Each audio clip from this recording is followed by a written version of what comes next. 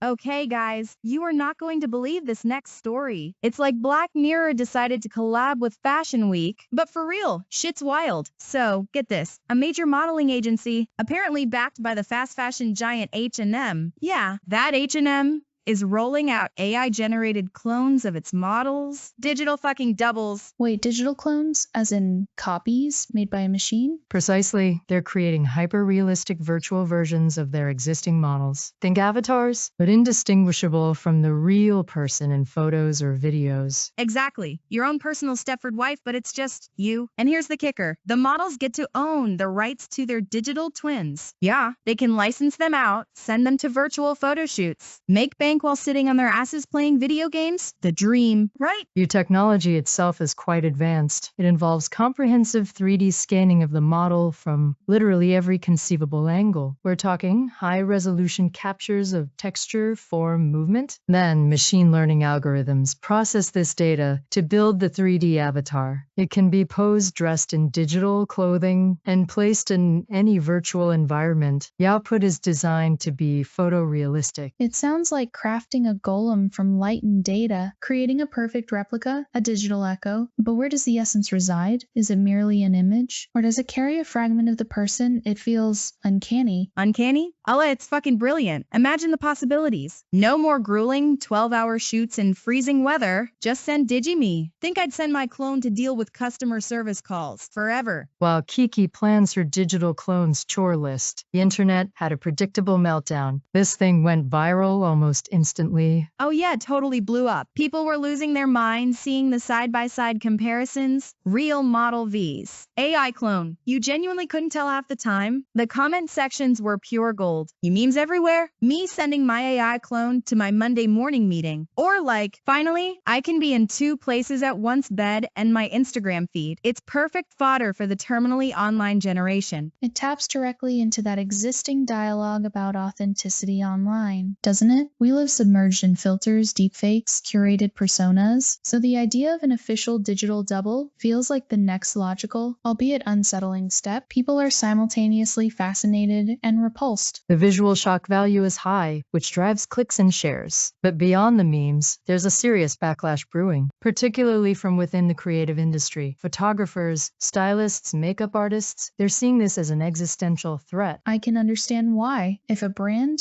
can achieve a perfect image using an AI model in a virtual setting, what need is there for a physical photo shoot? For the human hands that craft that image, the lighting, the composition, the styling? Their concerns are economically driven and, frankly, quite valid. Comments flooded platforms like Instagram, things like, "This is disrespectful to artists," "Boycott H&M," "We want real people, not pixels." The fear is job displacement on a massive scale. If one digital avatar can be used infinitely, the demand for traditional photo shoots and everyone involved in them plummets. Oh boohoo, cry me a river. Seriously? The whole respect for artists argument is such bullshit sometimes. Are taxi drivers complaining that Uber disrespects the art of hailing a cab? Technology moves on. People need to adapt or get left behind. Learn to prompt an AI photographer, maybe? That's a rather Darwinian perspective, Kiki. Yours on the core conflict, innovation versus tradition, efficiency versus human craftsmanship. The agency and H&M, naturally, are spinning this differently. They position it as a complement, not a replacement. The official line is that this empowers models. Giving them ownership of their avatar allows for passive income streams licensing their likeness to other brands. For example, they can work gigs virtually, even if they're unavailable for travel or physically unable to shoot. Okay, owning your digital twin sounds cool, like getting royalties for your face forever. But is it really empowering them? Or is it just a new way for agencies and megacorporations like H&M to squeeze more value out of a model's image with less overhead? Like they pay for the scan once, and then the model's clone works 24/7? Sounds a bit like digital slavery, if you ask me. It raises profound ethical questions. Consent is key here, the models agree, and they own the rights, which is better than the alternative, but it normalizes the idea of digitizing and commercializing a human being's exact likeness. Where is the boundary between person and product? Does your digital self have rights? What happens if it's hacked or misused? And what about authenticity? Do we lose something vital when advertising is populated by perfect, non-aging, digitally manipulated beings instead of real, flawed humans? It feels like a step towards a very sterile, artificial world. These are exactly the debates happening legally. It's also a minefield. Who is liable if the AI clone is used in a defamatory way? What are the contractual implications long term, especially if a model ages but their clone doesn't? This sets a precedent not just for fashion, but potentially for actors, musicians, anyone whose likeness has commercial value. The reactions are split predictably along generational and professional lines. Older industry professionals, the photographers and stylists he was so sympathetic towards. Hey, I wasn't that sympathetic. They are discussing contracts, job security, brand authenticity. They see the potential collapse of their livelihoods. Younger audiences, particularly those immersed in tech and influencer culture, may react differently. There's a mixture of awe and morbid curiosity, isn't there? Like watching a sci-fi movie unfold in real time? Less fear, more fascination with the weirdness of it all. The simulation is real. Commentary comes from them. Totally, it's like, dope, I want my own AI clone. They grew up with CGI characters and deep fakes, so it's less shocking, more inevitable. Plus, it has that slightly edgy, dystopian coolness factor that appeals to a certain online crowd. It's the kind of shit we talk about right here. Indeed, the perfect blend of technological marvel and ethical dumpster fire. It's tailor-made for provocative discussion. So where does this rabbit hole end? Are we gonna have AI clones starring in movies soon, replacing athletes? Shit, maybe AI politicians? Can I get an AI clone to vote for me too? I wonder if digital representations become ubiquitous, more perfect, more tireless than humans, will we begin to prefer the copies? Will real human presence start to feel mundane or flawed? It's a chilling thought, the potential erosion of our connection to genuine human experience. Are we truly ready to value pixels over people? From a market perspective,